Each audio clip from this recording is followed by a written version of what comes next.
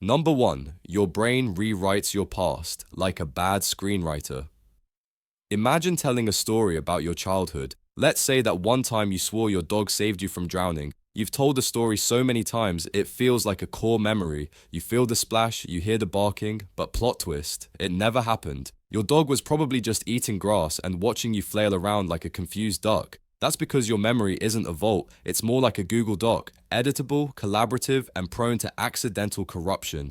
Every time you remember something, your brain reactivates that memory and then rewrites it slightly, based on your current emotions, assumptions, and whatever weird TV show you watched last night. Then it hits save on the new, slightly altered version. It's like if Netflix updated your favorite show with new scenes every time you rewatched it. By the 12th viewing, the main characters are talking banana and everyone's fine with it. Psychologists call this reconsolidation, and it's why eyewitness testimony is about as reliable as a magic 8 ball. In one famous experiment, researchers showed participants footage of a car crash and asked, how fast were the cars going when they smashed into each other versus hit each other?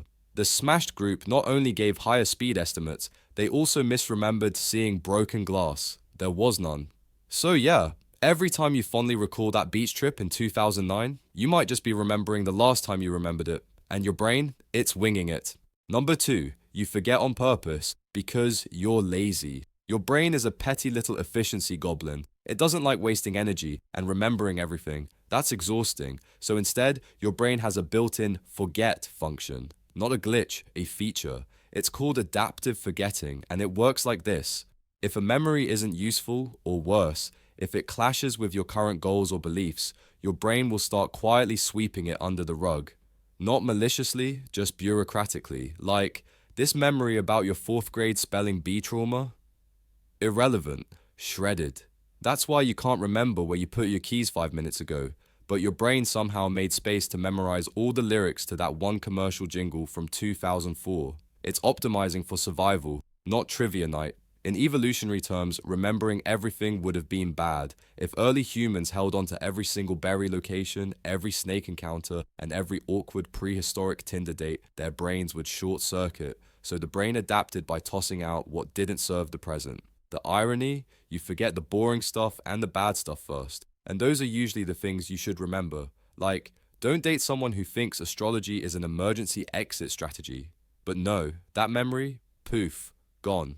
Basically, your brain's memory department is run by someone who hates paperwork. Number 3, false memories feel realer than real ones. Here's a delightful horror fact. Sometimes the fake memories feel more vivid than the real ones. Yep, your brain is not only bad at remembering, it's also overconfident about it. In one study, researchers convinced participants they got lost in a shopping mall as a kid, an event that never happened. After a few prompts and gentle nudges, participants started remembering details, the color of the floor tiles, the feeling of panic, even the flannel shirt of the stranger who helped them. None of it was real, but their brains rolled with it anyway. This happens because memories are mostly built from fragments, a scent here, an image there, a sprinkle of emotion. And when there's a gap, your brain fills it in like a creative toddler with a crayon. And those villains, they get locked in just like the real stuff. Ever argue with a sibling about who broke the window, only to realize both of you are confident you watched the other do it? Yeah, that's false memory in action. Your brain gaslit itself. What's worse, false memories are stickier. They tend to be more emotional, more detailed, and more confidently believed. So while your brain is over here hallucinating half your life story, you're walking around thinking you've got perfect recall. Spoiler, you don't. You've got the director's cut, with extra fiction. Number 2, you forget on purpose because you're lazy. Your brain is a petty little efficiency goblin. It doesn't like wasting energy and remembering everything, that's exhausting. So instead, your brain has a built-in forget function. Not a glitch, a feature. It's called adaptive forgetting, and it works like this. If a memory isn't useful, or worse, if it clashes with your current goals or beliefs, your brain will start quietly sweeping it under the rug. Not maliciously, just bureaucratically. Like, this memory about your 4th grade spelling bee trauma? Irrelevant. Shredded.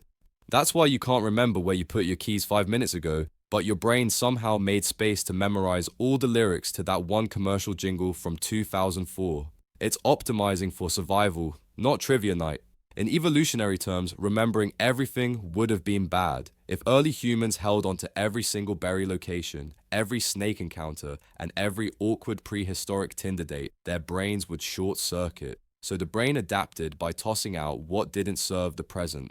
The irony? You forget the boring stuff and the bad stuff first, and those are usually the things you should remember, like don't date someone who thinks astrology is an emergency exit strategy. But no, that memory, poof, gone. Basically, your brain's memory department is run by someone who hates paperwork. Number 5, you can implant memories into yourself. You don't need a lab coat or a sci-fi memory ray to mess with your own past. You just need repetition and imagination. Here's how it works. Say you imagine, just for fun, getting lost in the woods as a kid. You picture the trees, the fear, the damp smell of moss. You do it a few times. Add a few, did that really happen, moments. Sprinkle in some Google Maps checks. Before long, your brain starts tagging the imagined scene with real memory tags, sensory detail, emotion, narrative. Suddenly, it's filed next to your actual memories, and you've officially become the victim and the architect of a false experience. This is self-generated confabulation, and it's not rare. In fact, it's how most urban legends and personal myths survive. Not because people lie, but because our brains can't always tell the difference between imagined and experienced. The emotional part of your brain doesn't do fact-checking. If it feels real, it is real, at least to you. This is why journaling, therapy, and memory recall exercises can backfire. Sometimes, the more you try to dig into your past, the more likely you are to plant something new in it. Scary thought, you might be the most unreliable narrator in your own life. Number 6, trauma doesn't get buried, it gets rewritten. You've heard the myth, traumatic memories get buried deep in your subconscious, like cursed relics waiting to be uncovered. Turns out, that's only partly true. The full story is much creepier. Your brain often reconstructs trauma with missing pieces, fuzzy timelines, and emotional distortion, and then locks it in, not for accuracy, but for survival. This process is called fragmented memory encoding, and it's your brain's way of making trauma less damaging by scrambling it, like putting a disturbing photo through a paper shredder and calling it solved. The result? You remember the pain, but not the sequence. You remember the screaming, but not where it came from. You feel the panic, but have no context. Worse, your brain might fill in the blanks with invented or borrowed detail just to make the trauma feel narratively complete.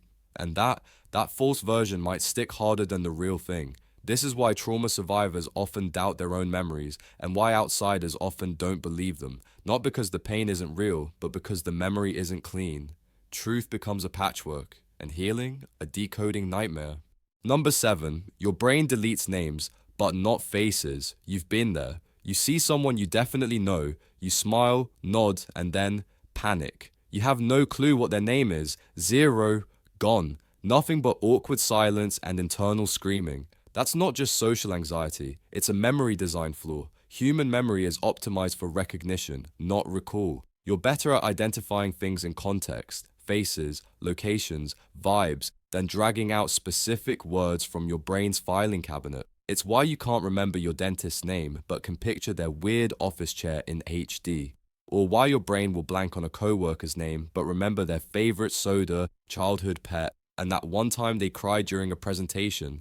This flaw is so consistent, psychologists call it the baker/baker paradox. You're more likely to remember someone is a baker than if their last name is Baker. The job connects to imagery and emotion. The name? Just static data. Which means, if you forget someone's name, you're not rude.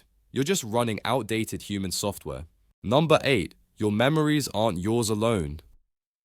This one's going to mess with you. Some of your memories might actually belong to other people, not in a spiritual sense, in a psychological one. It's called memory conformity, the phenomenon where your brain subtly absorbs details from others' stories and folds them into your own recollection. It's unintentional, effortless, and terrifyingly common. Let's say you and a friend went to a concert. Years later, they tell you a story about how someone spilled beer on your shoes. You don't remember it, but they're so detailed and confident, your brain starts filling it in. Next time you tell the story, you mention the spilled beer, like it happened to you.